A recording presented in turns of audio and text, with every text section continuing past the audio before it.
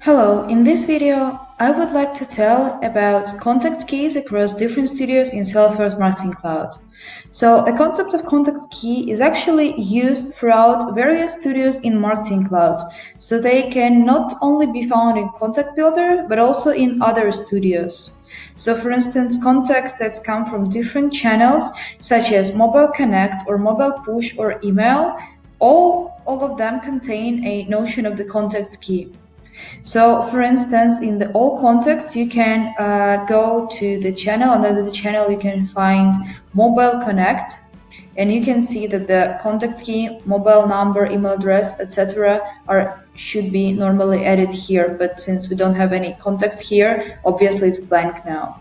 The same situation is with the mobile push data. The contact key is the first thing, and similar thing is with the email. So here we can see that we have some contacts that were contacted via email or added.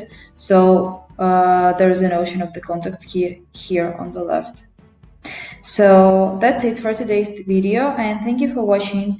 To watch more videos like this, make sure to subscribe to our channel.